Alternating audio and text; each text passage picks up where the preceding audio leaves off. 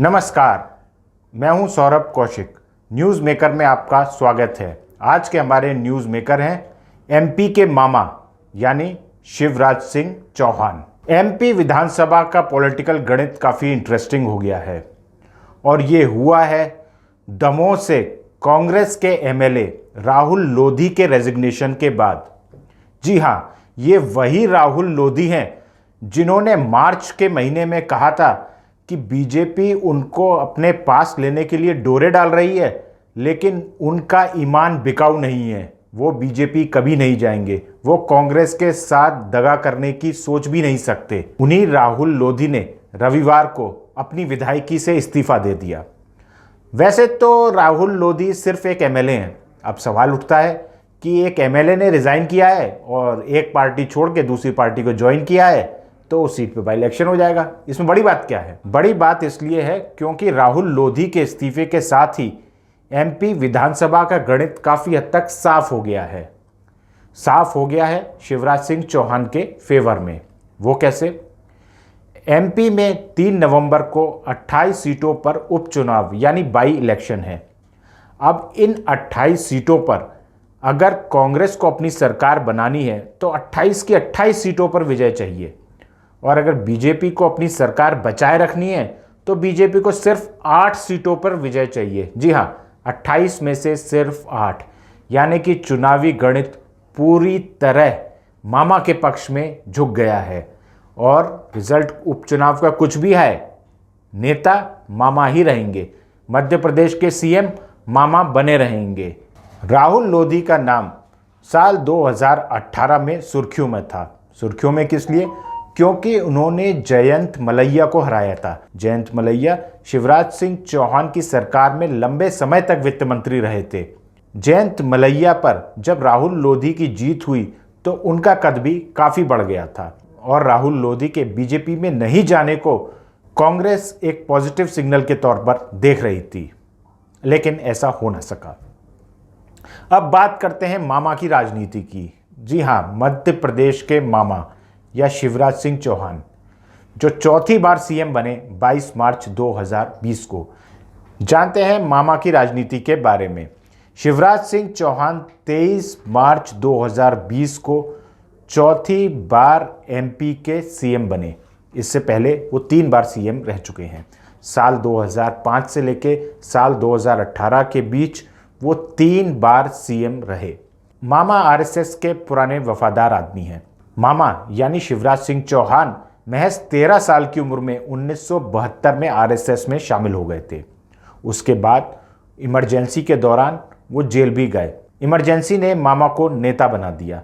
मध्य प्रदेश के अखबारों की सुर्खियों में पहली बार मामा का नाम इमरजेंसी के दौरान आया। मामा 1991 में पहली बार एमपी बने मध्य प्रदेश की विदिशा सीट से। उसके बाद इसी सीट से, जी हाँ, विदिशा से ही मामा 5 बार एमपी रहे। 1990 में मामा पहली बार एमएलए बने थे। गौर करने की बात है कि मामा को आमतौर पे पॉलिटिक्स में सेटबैक नहीं लगता है। वो बहुत कम उम्र में ही एमपी बने थे और वो राजनीति के अच्छे धुरंधर खिलाड़ी हैं। लेकिन साल 2003 में पार्टी ने उनसे कहा कि दिग्विजय सिंह से भिड़ जाओ, तो राघोगढ़ वो पहुंच गए। साल 2003 में राघोगढ़ में शिवराज सिंह चौहान ने अपना डेरा डाला और चुनाव लड़ा दिग्विजय सिंह के अगेंस्ट। इसमें उनकी हार हुई, लेकिन बीजेपी वही चुनाव भारी बहुमत से जीत गई। माना जाता है कि इस हार की वजह से शिवराज सिंह चौहान सीएम बनने से 2003 में चूक गए।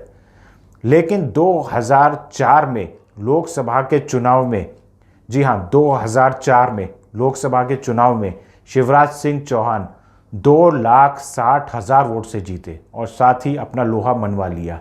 और इसके साथ ही वो दोबारा से एमपी में सुर्खियों में आ गए और वो सीएम पद के उम्मीदवार बन गए। ये वो दौर है जब एमपी में आपसी लड़ाई काफ़ी थी बीजेपी के अंदर और बाबूलाल गौर मुख्यमंत्री होते थे।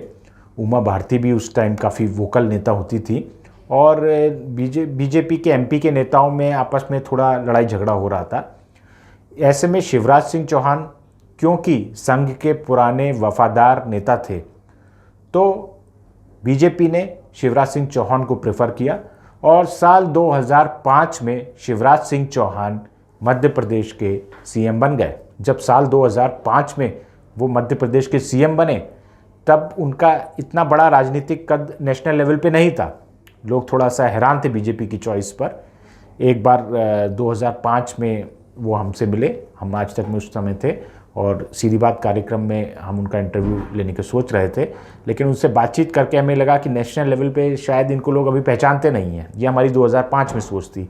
तो उतने बड़े प्रोग्राम के हिसाब से हमने उनका उस समय इंटरव्यू लेना सही नहीं समझा, और वो खुद भी सहज नहीं थे, वो नए नए सीएम बने थे, तो और उम्र भी उनकी कम थी, तो हमने सोचा कि अभी इनका इंटरव्यू लेना सही नहीं होगा।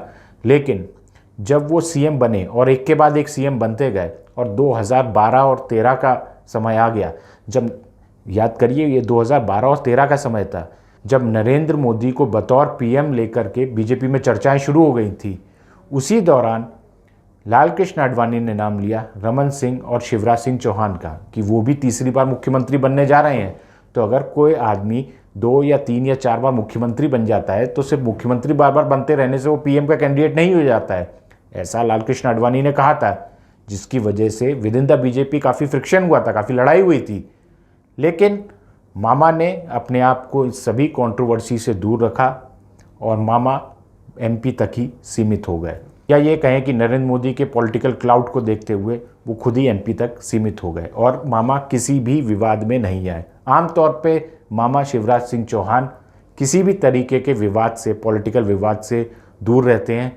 वो आरएसएस के एक डिसिप्लिन मेंबर की तरह ही काम करते हैं। मामा को लेकर भले ही केंद्र में तरह तरह के कयास लग रहे हों, समय समय पर इस तरीके की बातें आती हैं कि मामा को फाइनेंस मिनिस्टर बना दो, तो कोई कहता है कि मामा को कृषि मंत्री बना दो, लेकिन मामा या शिवराज सिंह चौहान एमपी में ही खुश हैं। वो एमपी के बीजेपी के किले को ही और मजबूत करना चाहते हैं। मामा ऐसे नेता हैं जिस पर पार्टी आंख मूंद कर भरोसा करती है, और मामा भी हमेशा पार्टी को बहुत बढ़िया रिजल्ट ला करके देते हैं। तो ये थे आज के हमारे न्यूज़ मेकर मामा, यानी कि Shivraj Singh Chouhan. News maker series में कल बारी आएगी एक और न्यूज़ मेकर की। तब तक देश और दुनिया की बाकी खबरों के लिए देखते रहिए IANS फीड्स।